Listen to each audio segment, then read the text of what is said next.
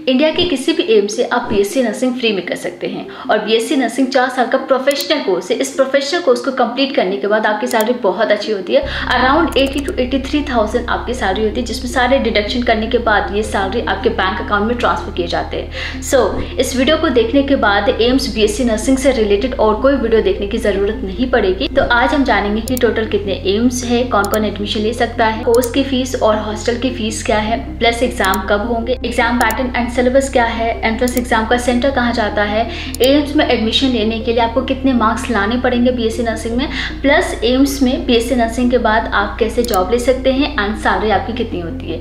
ये सारी बातें डिस्कस करेंगे वन बाय वन। वीडियो को बिल्कुल भी स्किप मत कीजिएगा एंड फिर भी अगर आपको कोई डाउट रहता है आप हमें कमेंट करके बता सकते हैं, ठीक है।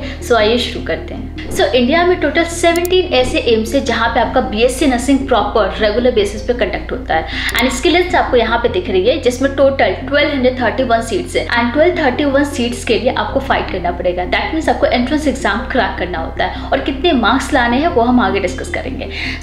ये आपका प्रॉपर बीएससी नर्सिंग के लिए है, लेकिन जो लोग पोस्ट बेसिक बीएससी नर्सिंग करना चाहते हैं उनके लिए टोटल 50 सीट्स है, जिसमें से 30 सीट्स आउटसाइडर के लिए होता है और 20 सीट्स यहाँ पे रिजर्व होता है एम्स डिपार्टमेंटल कैंडिडेट्स के लिए। इसके बाद करते हैं इसकी फीस की।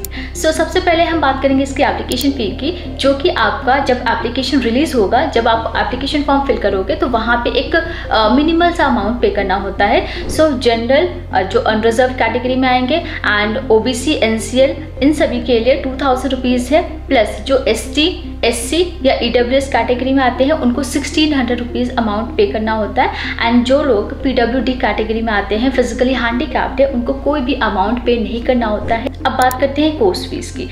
कोर्स फीस एक मिनिमल सा अमाउंट आपको देना होता है, वो भी वन टाइम।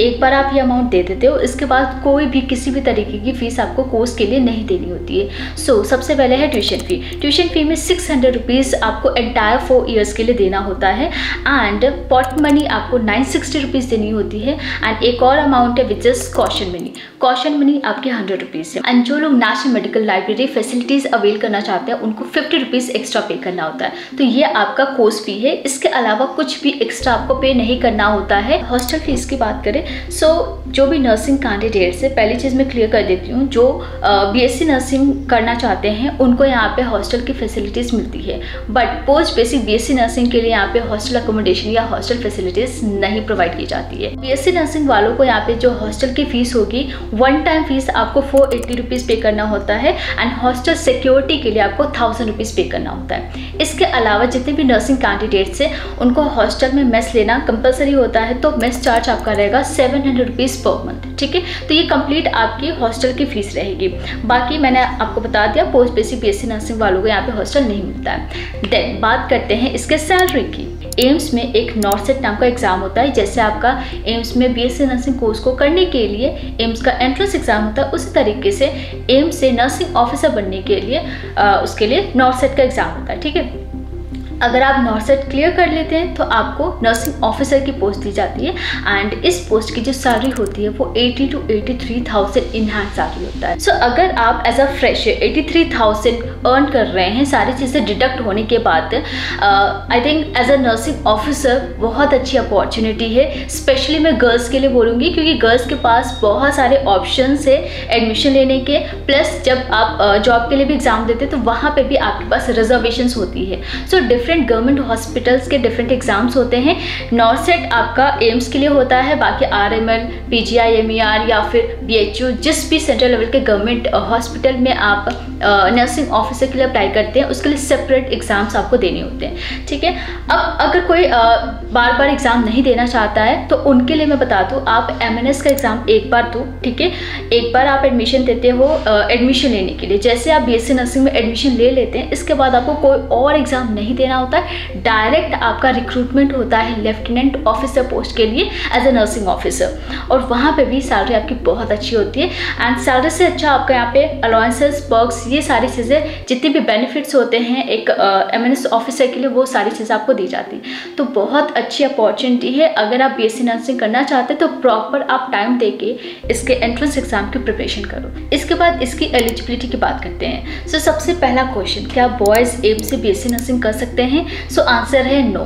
देखो, बॉयज़ एम्स से बीएससी नर्सिंग नहीं कर सकते हैं, लेकिन बॉयज़ एम्स से पोस्ट बेसिक बीएससी नर्सिंग कर सकते हैं, जिसके लिए आपको प्रॉपर सेपरेट एंट्रेंस एग्जामिनेशन देना होता है, प्लस आपका इंटरव्यू भी होता है। सो एंट्रेंस एग्जाम और इंटरव्यू की बेसिस पे आप पोस्ट बेसिक बीएससी नर्सिंग कर सकते हैं।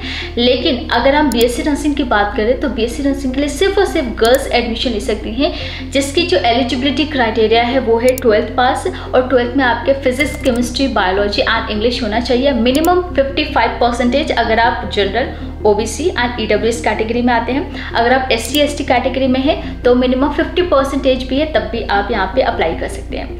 अब जो बॉयज़ हैं वो से पोस्ट बेसिक बीएससी नर्सिंग में एडमिशन ले सकते हैं। तो जिन्होंने भी जीएनएम किया है या इस टाइप का कोई डिप्लोमा कोर्स किया है तो वो डायरेक्ट एडमिशन ले सकते हैं एंट्रेंस एग्जामिनेशन के थ्रू। यहाँ पे एज लिमिट भी है बीएससी नर्सिंग के लिए। So minimum 17 years and maximum 35 years. So make sure 35 exceed ना हो और 17 से कम आपकी एज ना हो। अब बात करते हैं एम्स बीएससी नर्सिंग के पेपर पैटर्न एंड सिलेबस के बारे में। सो ये जो एंट्रेंस एग्जाम होता है वो नेशनल लेवल पे होता है, यानी कि इंडिया लेवल पे ऑल ओवर इंडिया के कैंडिडेट अप्लाई कर पाते हैं। और सारे एम्स के लिए सिंगल एग्जामिनेशन होता है, सिर्फ एक एग्जाम के थ्रू आप जितने भी टोटल 17 एम्स हैं उन 17 एम्स के लिए प्रॉपर काउंसलिंग होती है। सो इस एग्जाम की बात करें तो ये आपका ऑनलाइन सीबीटी मोड में होता है, जिसमें एमसीक्यू मल्टीपल चॉइस क्वेश्चंस आते हैं।